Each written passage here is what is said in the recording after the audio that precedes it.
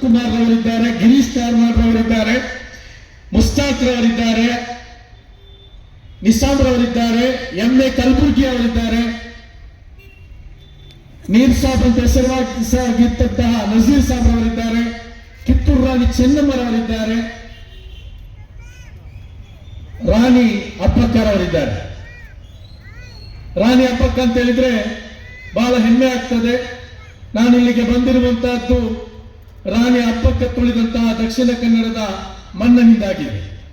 ನಮ್ಮ ಊರಿನ ಒಬ್ಬ ಧೀರ ಮಹಿಳೆ, ಬ್ರಿಟಿಷರ ವಿರುದ್ಧ ಹೋರಾಟ ಮಾಡಿದಂತಹ ಮಹಿಳೆಯಾಗಿದ್ದಾರೆ ರಾಣಿ ಅಪ್ಪಕ್ಕ. ಆ ರಾಣಿ ಅಪ್ಪಕ್ಕರ ಮಣ್ಣಿನಿಂದ ಬಂದು ಇವತ್ತು ತುಮಕೂರಿನಲ್ಲಿ ನಿಮ್ಮೊಂದಿಗೆ ಸಂವಹನ ಮಾಡಲು ಮಾತನಾಡಲು ನಾನು ಬಹಳ ಇಷ್ಟಪಡ್ತಾ ಇದ್ದೇನೆ.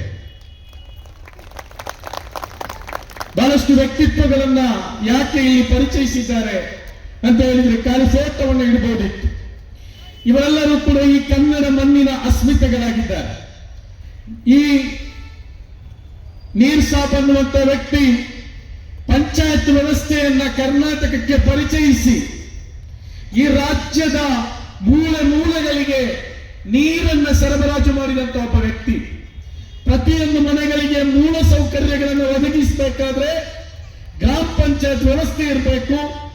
ಆ ವ್ಯವಸ್ಥೆಯ ಮೂಲಕ ಈ ರಾಜ್ಯದಲ್ಲಿರುವಂತಹ ಕಟ್ಟ ಕಲೆಯ ವ್ಯಕ್ತಿಗೂ ಕೂಡ ಮೂಲ ಸೌಕರ್ಯಗಳನ್ನು ಒದಗಿಸಬೇಕು ಅನ್ನುವಂತ ಕನಸಿನೊಂದಿಗೆ ಅದನ್ನು ಪರಿಚಯಿಸಿದಂತಹ ವ್ಯಕ್ತಿ. ಹಾಗಾಗಿ ಈ ಕರ್ನಾಟಕದ ಮಣ್ಣಿನಲ್ಲಿ ಅಚ್ಚಳಿಯದೆ ಉಳಿಯುವಂತ ಒಬ್ಬ ವ್ಯಕ್ತಿಯಾಗಿ ಹೋಗ್ತಾರೆ ನೀರ್ ಸಾಬ್ ಅವರು.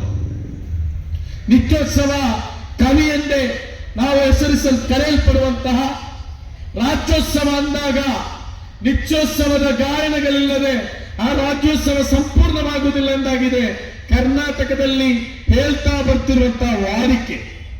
ಆ ವಾಡಿಕೆಯಲ್ಲಾಗಿದ್ದಾರೆ ನಿಸಾರ್ ಅಹಮದ್ರಂತಹ ಶ್ರೇಷ್ಠವಂತ ಕವಿಗಳು ಈ ಕನ್ನಡ ಮಣ್ಣಿನಲ್ಲಿ ಅಸ್ಮಿತೆಗಳಾಗಿ.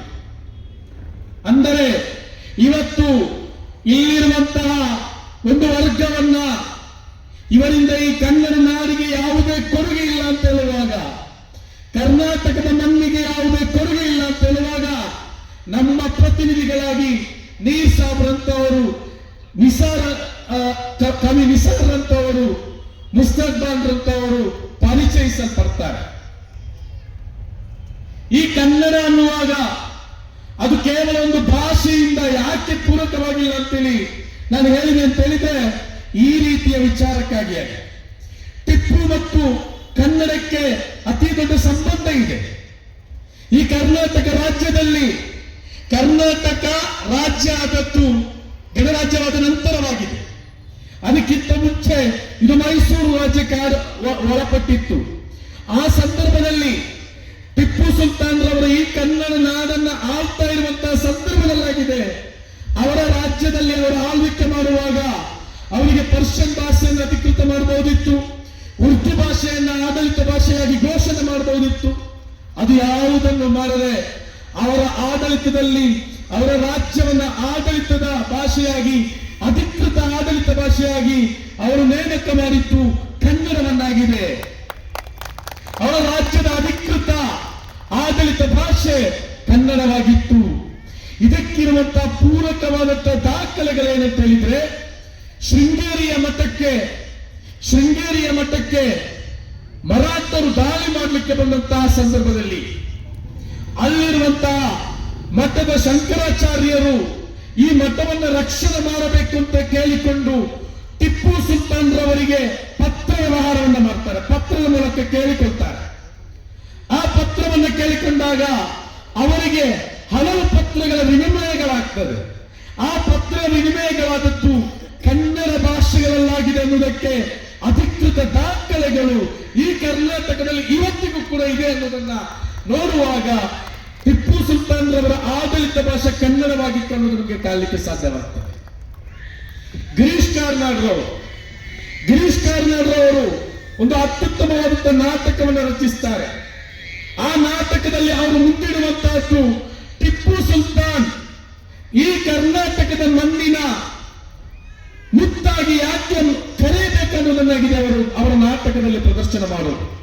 ಆ ಕಾರಣಕ್ಕಾಗಿ ಆಗಿದೆ ಗಿರೀಶ್ ಕಾರ್ನಾಡ್ ರವರನ್ನ ಇಲ್ಲಿರುವಂತಹ ಬರೀತಾ ಇರೋದು. ಅವರದನ್ನು ಸಹಿಸಲಿಲ್ಲ. ಟಿಪ್ಪು ಸುಲ್ತಾನರ ಕುರಿತು ಒಂದು ಪುಸ್ತಕವನ್ನು ಬರೀತಾರೆ ಅವರು. ಇದೇ ರೀತಿ ಕುವೆಂಪುರವರನ್ನ ನಾವು ತೆಗೆದು ನೋಡಬೇಕಾದ್ರೆ, ಕುವೆಂಪುರವರು ರಾಮಾಯಣ ದರ್ಶನಂ ಎನ್ನುವಂತ ಪುಸ್ತಕವನ್ನು ಬರೆದಾಗ ಆ ಪುಸ್ತಕಗಳಲ್ಲಿ ಅವರು ರಾವಣನನ್ನು ಕೂಡ ಒಬ್ಬ ಉತ್ತಮ ವಿದ್ವಾಂಸನಾಗಿ ಅವರು ತೋರಿಸಿಕೊಡ್ತಾರೆ. ಕೀಳು ಮೇಲು ಎನ್ನುವುದಿಲ್ಲ ಅನ್ನುವುದನ್ನ ಅವರ ಆ ಪುಸ್ತಕದಲ್ಲಿ ಬರೆಯುತ್ತಾರೆ. ಸಮಾನತೆಯ ವಾದವನ್ನು ಮಾಡ್ತಾರೆ. ಜಾತಿ ಕುಲ ಇಲ್ಲದಂತ ಕರ್ನಾಟಕದ ಕನಸನ್ನ ಕಾಣ್ತಾರೆ.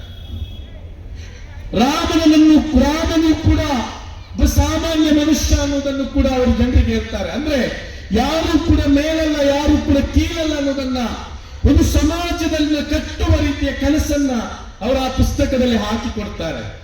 ಹಾಗಾಗಿ ಕುವೆಂಪುರನ್ನಂತವರ ವ್ಯಕ್ತಿತ್ವ, ಬಸವಣ್ಣನಂತವರ ವಚನ ಸಾಹಿತ್ಯ ಈ ರಾಜ್ಯದ ಮಣ್ಣನ್ನ ಇನ್ನಷ್ಟು ಶ್ರೇಷ್ಠಗೊಳಿಸ್ತದೆ.